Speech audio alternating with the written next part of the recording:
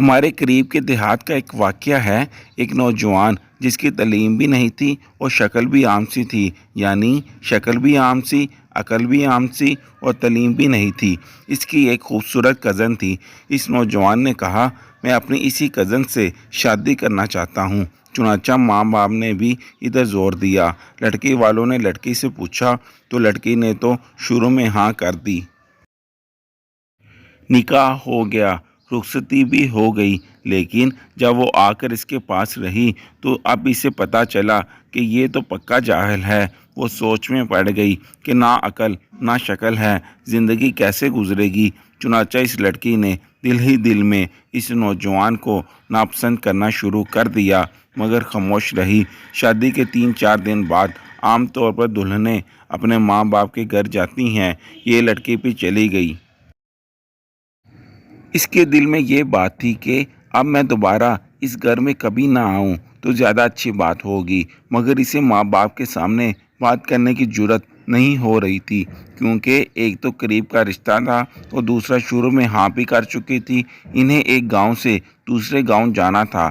راستے میں اس نے خاوند سے کہا، مجھے پیاس لگی ہے۔ قریب ہی ایک کنواں تھا۔ خاوند نے جا کر ایک طرف گٹری رکھی اور کنویں سے ڈول کے ذریعے پانی بھرنے لگا۔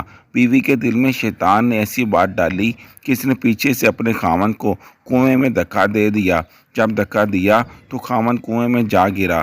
اس نے دل میں سوچا کہ اب یہ مر کب جائے گا اور ہمیشہ کے لیے اس سے جان چھوٹ جائے گی۔ اب وہ واپس ماں باپ کے گھر چلی گئی۔ اس نے ان کے پاس جا کر عورتوں والا مکر کیا۔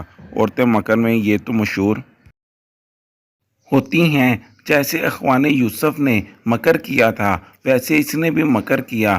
وہ روتی ہوئی گھر پہنچی۔ ماں باپ نے پوچھا کہ کیا ہوا؟ خاوند مجھے بٹھا کر کہیں چلا گیا۔ میں اتنی دیر تک اس کا انتظار کرتی رہی۔ میں اکیلی تھی، مجھے ڈر لگنے لگا کوئی غیر مرد آ جاتا تو میرا کیا ہوتا۔ مجھے جان کا خطرہ تھا، کوئی عزت کا بھی خطرہ تھا۔ وہ تو بڑا بے پرواہ سا آدمی ہے، اس لیے میں واپس آ گئی ہوں۔ یہ سن کر ماں باپ کو بھی بڑا غصہ آیا کہ اس نے ہماری بیٹی کو اس طرح لاوارث چھوڑ دیا اور خود کہیں چلا گیا۔ یہ ایسا بے وقوف انسان ہے۔ اب ادھر کی بات سنیں۔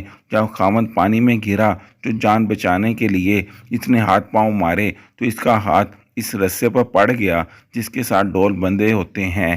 اس نے اس رسے کو مضبوطی سے پکڑ لیا اور ڈوبنے سے بچ گیا۔ کافی دیر کے بعد اس نے ہمت کی اور آہستہ آہستہ رستے پر چڑھتے باہر نکل آیا۔ باہر نکل کر اس نے سوچا کہ میں کیا کروں۔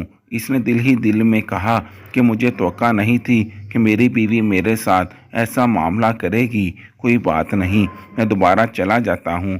چنانچہ اب وہ دوبارہ سسرال کے گھر آیا۔ اتنے میں کپڑے بھی خشک ہو گئے تھے۔ جیسے ہی وہ سسرال کے گھر میں داخل ہوا تو لڑکی کے والدین نے اس کو بہت جلی کٹی سنائی۔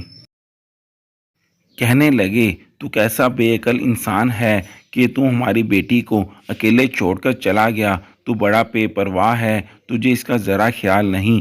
انہوں نے جو کچھ کہا اس نے خاموشی سے سنا اور آخر میں صرف اتنا کہا کہ ہاں، مجھ سے غلطی ہو گئی ہے۔ بہرحال آپ اپنی بیٹی کو بھیج دیں، ہمیں گھر میں جانے میں دیر ہو رہی ہے۔